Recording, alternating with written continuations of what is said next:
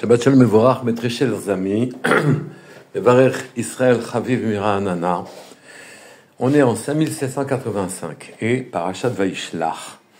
Cette paracha, elle relate des faits qui sont extrêmement riches en moussar, en morale, et qui nous donnent une leçon pour tous les temps. Yaakov, pour ne pas se battre avec son frère, lui a envoyé des cadeaux. Et son frère, qui était venu pour le combattre avec 400 hommes armés, s'est laissé, si je puis dire, attendrir. Et donc, il a dit, laisse tes cadeaux, yesh li ra'av, achi. J'ai beaucoup d'air, je suis très riche. Et Yaakov lui a dit, yesh li kol, moi j'ai tout. Lui, prends ces cadeaux, j'ai tout, c'est-à-dire, en vérité, je ne manquerai jamais de rien. Ma vie, telle que je me l'organise, telle que Hachem me l'organise, est parfaite. J'aurai toujours ce dont je peux avoir. Donc, que tu acceptes mes présents, il n'y a pas de problème. Et donc, Esav, qui représente naturellement toutes les générations et tous les goïms, tous les peuples, oui, a voulu, en ce qui le concerne, a voulu aller retrouver son frère et aller au rythme de son frère, marcher avec lui. Rachid dit, viens, on marche Béchavelach, mon rythme de marche sera le tien. Cette chose-là de bien je ferai de t'accompagner.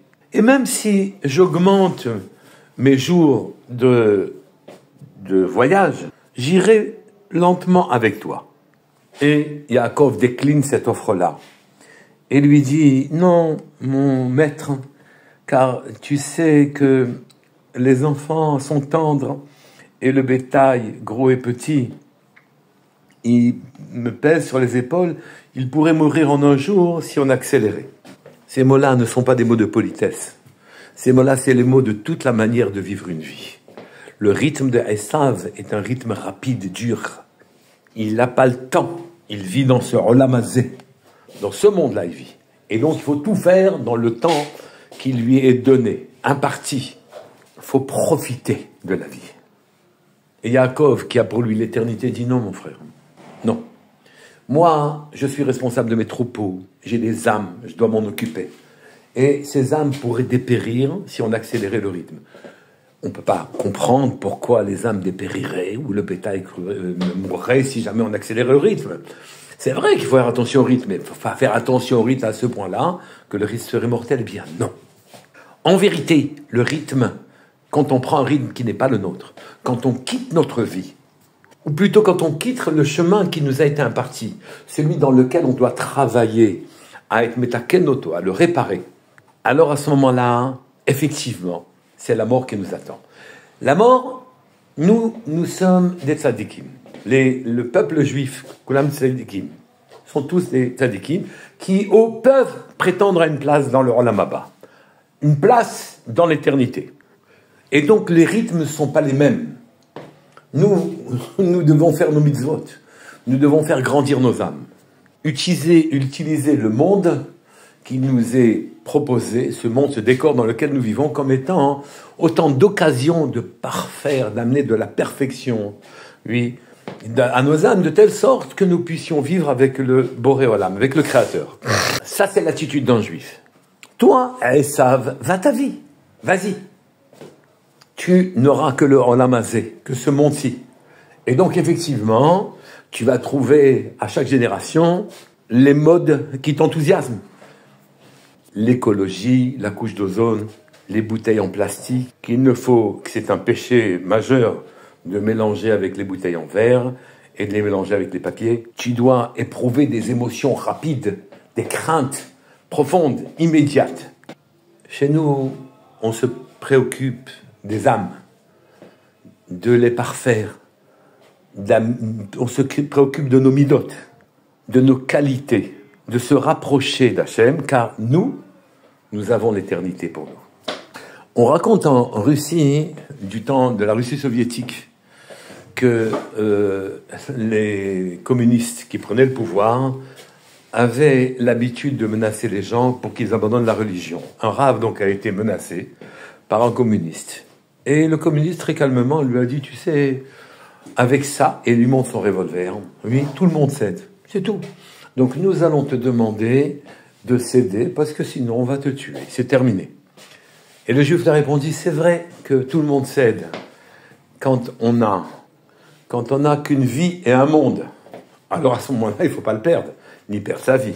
Mais celui qui a plusieurs vies et plusieurs mondes, qui ne s'arrête pas dans ce monde-ci, lui ne quittera pas le chemin, quelles que soient les menaces. Et donc Yaakov a dit à son frère, va ta vie, va-t'en, va, tes émotions ne sont pas les miennes, tes risques que tu prends pour pouvoir ressentir que tu es vivant, ce n'est pas ma partie à moi. Moi, je vais au rythme de l'âme, des âmes qui sont sous ma responsabilité. Et si je déplace les âmes de leur chemin, alors, à partir de ce moment-là, elles meurent. D'où savons-nous cela? C'est de ce qui se passe précédemment dans la paracha. Dans la paracha, effectivement, Yaakov retourne rechercher les fioles qu'il avait abandonnées de l'autre côté du Yavok. Mais il se retrouve seul. Se trouver seul pour un tzaddik de sa dimension, c'est une faute. Pourquoi? C'est comme négliger les dangers de la nuit. Comme si le tzaddik n'était pas l'objet de convoitise des créatures néfastes, des créatures du mal. Et que donc, un tzaddik ne sort pas seul la nuit. Et négliger cette obligation-là de se protéger, de ne pas sortir seul la nuit, c'est considérer que le monde n'est pas dangereux. Et le monde est dangereux et vous fait perdre la route. Et donc, il a été attaqué par un malach, l'ange tutélaire de Esav. C'est que Esav était Koulora, Yaakov était Koulotov, oui, mais comme ils étaient jumeaux, ils auraient pu compenser leur manque. Yaakov aurait pu être aidé par Esav dans le Olamazé, et Esav aurait pu être aidé par Yaakov pour ce qui est de la spiritualité. Et donc, l'ange qui donne sa vitalité à Esav, c'est celui qu'on appelle le Yetzer Hara, le mauvais esprit, l'esprit du mal, qui vient tenter de séduire les humains dans le courant de leur vie pour qu'ils restent prisonniers de ce monde-ci. Et puis, quand ensuite ils se sont laissés séduire et qu'ils ont quitté la bonne voie, ils les accusent auprès du Créateur, il s'appelle Satan à ce moment-là, et le Créateur lui répond, écoute, tu l'as séduit, et tu vas briser ma créature, ben tu t'en occupes. Il s'appelle à ce moment-là Malach HaMavet, et c'est lui qui se charge des basses œuvres et qui le tue. Donc Yaakov va lutter contre l'ange tutélaire de Esav. Mais Yaakov était parfait dans tous ses membres. Une seule faiblesse il avait, c'est qu'il avait épousé 2 sœurs. Et donc, l'ange n'a trouvé qu'un seul endroit pour le frapper. Il l'a frappé à la hanche. À l'endroit, en quelque sorte, de la cuillère de la hanche, il a luxé sa jambe, sa hanche, et ce qu'on appelle le guide anaché, le nerf sciatique, s'est déplacé. Et l'a laissé boiteux jusqu'au moment où le soleil est venu le soigner, et donc il a repris une vie normale. Mais là-dessus intervient le Or HaChaim HaKadosh, qui dit les mots suivants. Pirouche les sad, sheniz da'aza, hagid mimakom hagdusha, v'shaladbo aklipa. Et donc, puisque le nerf a été déplacé de l'endroit de sa gdusha, de l'endroit de sa sainteté, alors à ce moment-là, le Yetzer Hara a pu pénétrer. La Tum'a, l'impureté a pu rentrer dans le corps de Yaakov, et donc il est sorti boiteux. Comme il est clair que dans tout endroit où on a déplacé, quelqu'un s'est déplacé de son chemin, que je vous fait descendre une âme sur terre, une vitalité, elle lui a donné un chemin dans lequel il va se réparer. S'il s'écarte de son chemin, alors à ce moment-là, il devient la proie de l'impureté, des forces impures du monde. Et donc, le guide anaché, le nerf sciatique est interdit à la consommation, Deoraita Vederabanan. Il est interdit à la consommation, mais souligne le Or HaChaim, il est l'endroit, en citant le Zohar, il est l'endroit où va résider le Yetzer Hara. Il va trouver ici un siège particulier. L'endroit du Yetzer Hara, il va trouver son siège dans ce guide anaché. Guide anaché dans le sens qu'il fait oublier la Avodat Hashem. On passe à autre chose. Et brutalement, nous voyons des gens qui étaient destinés à faire augmenter la spiritualité, la présence divine sur Terre, lui s'occupe de sauver les pingouins au pôle Nord, ou s'occupe des couches d'ozone, etc., qui sont des avodot, des idéaux tout à fait louables, tout à fait intéressants. Oui, il faut effectivement sauver les baleines, les pingouins, et tout ça. Mais peut-être que c'est pas les Juifs ont un autre travail, c'est celui de parfaire leur âme. C'est celui-là qui doit les dominer et qui doit être leur souci de tous les jours. Sinon, ils rentrent dans un monde autre que le leur et à ce moment-là, ils frappent l'impureté. Et comme le Guédan Haché, lui, qui a été déplacé, lui, à ce moment-là, a perdu sa pureté, comme dit le Or HaChaim, alors à ce moment-là, oui, ils prennent un nouveau chemin et un chemin impur.